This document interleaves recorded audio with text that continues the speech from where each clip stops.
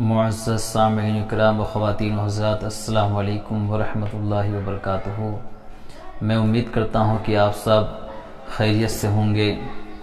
آج پھر میں آپ سب کے لیے ایک نئی ویڈیو لے کر حاضر ہوا ہوں، اور انشاءاللہ آج کی ویڈیو میں ہم کنویں کے بارے میں جانیں گے۔ جس طریقے سے ہم نے اس سے پہلے وضو کے پانی کے متعلق چند مسائل آپ سب نے سماعت کیے، اور جانوروں کے جھوٹے کے بارے میں آپ سب نے اس سے پہلے چند مسائل سماعت کیے ہیں۔ اب آئیے ہم کنویں کے بارے میں جانیں گے کہ کنویں میں اگر کوئی جانور گر جائے تو کنویں کا کیا حکم ہے، کن صورتوں میں کنواں ناپاک ہوتا ہے، اور کن جانوروں کے گرنے سے کنواں پاک رہتا ہے۔ انشاءاللہ آج ہم تفصیلی گفتگو کریں گے انشاءاللہ تعالی۔ سب سے پہلے آپ سب اگر میرے چینل پر نئے ہیں تو میرے چینل کو لائک کریں، سبسکرائب کریں اور بیل آئیکن کو بھی دبا دیں، تاکہ تمام ویڈیوز بآسانی آپ سب تک پہنچتی رہے۔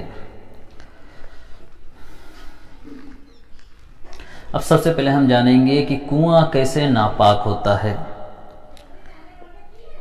جواب: کنویں میں آدمی، بیل، بھینس یا بکری گر کر مر جائے یا کسی قسم کی کوئی ناپاک چیز گر جائے تو کنواں ناپاک ہو جاتا ہے۔ سب سے پہلے اس پر غور کریں کہ گائے، بیل، بکری، بھینس، آدمی اگر گر کر مر جائے،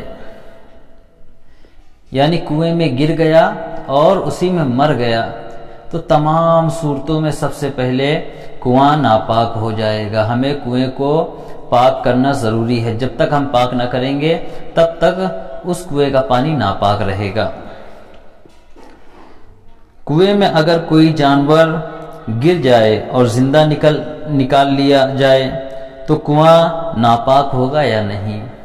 میرے پیارے آقا علیہ الصلوۃ والتسلیم کے پیارے دیوانوں، یہ بڑا ہی اہم مسئلہ ہے کہ سب سے پہلے بتا دیا گیا کہ گائے، بیل، بکری، بھینس، آدمی، اگر یہ تمام چیزیں یا ان کے برابر کا کوئی دوسرا جانور بھی اگر گر جائے اور اس میں مر جائے تو تمام صورتوں میں کنواں ناپاک ہو جاتا ہے، اور کنواں پاک کرنا ہمارے لیے ضروری ہے۔ جب تک ہم اس کنویں کو پاک نہ کریں گے تب تک وہ کنواں ناپاک رہے گا۔ ہم اس پانی سے نہ ہی وضو کر سکتے ہیں، نہ ہی غسل کر سکتے ہیں، اور نہ ہی ایسا پانی ہم استعمال کر سکتے ہیں۔ انشاءاللہ آپ آگے جانیں گے کہ کس طریقے سے کنویں کو پاک کیا جائے گا۔ تو سوال یہ تھا کہ کنویں میں اگر کوئی جانور گر جائے اور زندہ نکال لیا جائے تو کیا کنواں ناپاک ہوگا یا نہیں؟ اگر کوئی ایسا جانور گر گیا کہ اس کا جھوٹا ناپاک ہے، جیسا کہ ہم نے اس سے پہلے جانوروں کے بیان میں پڑھا، جانوروں کے بیان میں آپ سب نے سنا کہ کن جانوروں کا جھوٹا پاک ہے، کس کا ناپاک ہے، اور کن جانوروں کا جھوٹا مکروہ ہے۔ اگر کوئی ایسا جانور گر گیا کہ اس کا جھوٹا ناپاک ہے، جیسے کتا اور گیدڑ وغیرہ وغیرہ، تو کنواں ناپاک ہو جائے گا۔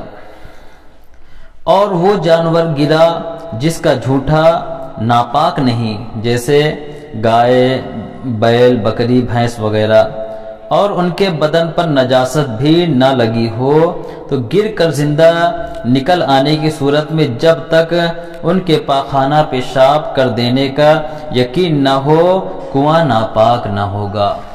میرے پیارے آقا علیہ الصلوۃ والتسلیم کے پیارے دیوانوں، گائے، بیل، بکری، بھینس اور انسان، یہ تمام انسان اور جانور اگر کنویں میں گر گئے اور انہیں نکال لیا گیا، اور ہمیں معلوم ہو کہ اس نے کنویں میں کوئی پاخانہ نجاست نہیں کی ہے، تو جب تک ہمیں اس بات کا اندیشہ رہے گا کہ کنویں میں اس نے نجاست نہیں کی ہے تو کنواں تب تک پاک ہے۔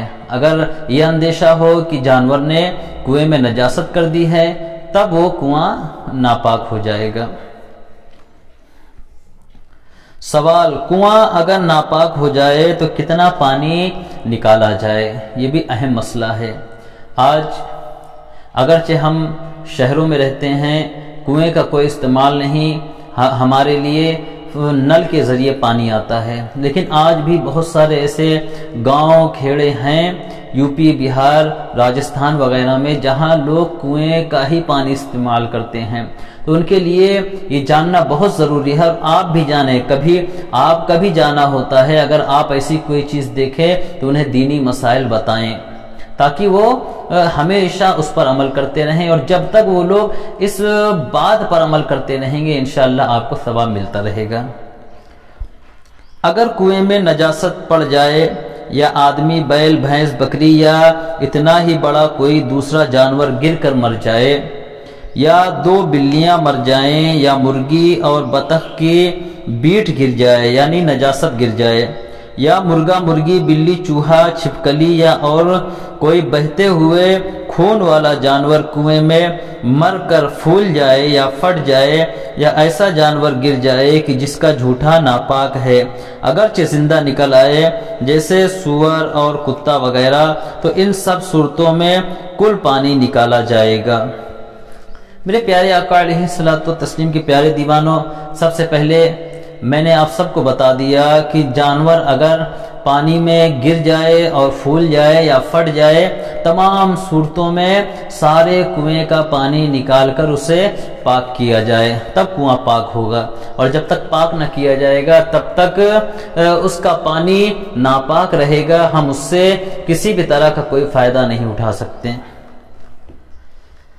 سوال، اگر چوہا یا بلی کنویں میں گر کر مر جائے اور پھولنے پھٹنے سے پہلے نکال لی جائے تو کیا حکم ہے؟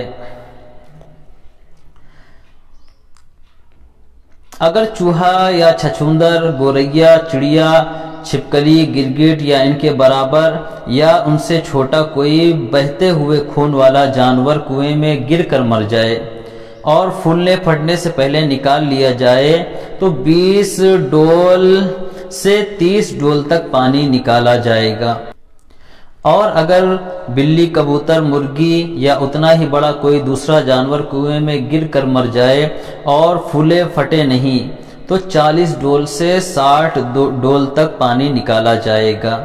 میرے پیارے آقا علیہ الصلوۃ والتسلیم کے پیارے دیوانوں، جانوروں کا سائز بھی بتا دیا گیا کہ کون سا جانور اگر گر جائے اور پھولنے پھٹنے سے پہلے اسے اگر نکال لیا جائے تو ہمیں کتنے ڈول یعنی کتنی بالٹی پانی کنویں سے نکالنا پڑے گا، یہ آپ سب کو معلوم ہو گیا۔ اب یہ سوال، ڈول کتنا بڑا ہونا چاہیے؟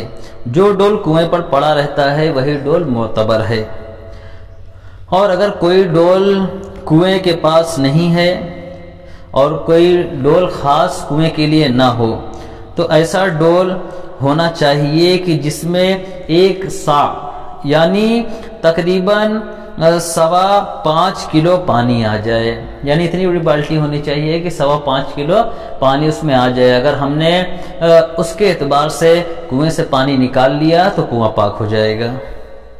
سوال، کنواں کا پانی پاک ہو جانے کے بعد کنویں کی دیوار اور ڈول رسی بھی پاک کرنا پڑے گا یا نہیں؟ یہ بھی بڑا ہی اہم مسئلہ ہے کہ بہت سارے لوگ یہ کہتے ہیں کہ جو ہے کنویں کی اگر دیوار نہیں صاف کریں گے، بالٹی اور رسی نہیں صاف کریں گے تو پھر سے اگر ہم اسے ڈالیں گے تو کنویں کا پانی ناپاک ہو جائے گا۔ تو آئیے سنتے ہیں،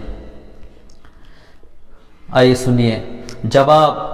کنویں کی دیوار اور ڈول رسی نہیں پاک کرنا پڑے گا، پانی پاک ہونے کے ساتھ یہ سب چیزیں بھی پاک ہو جائیں گی۔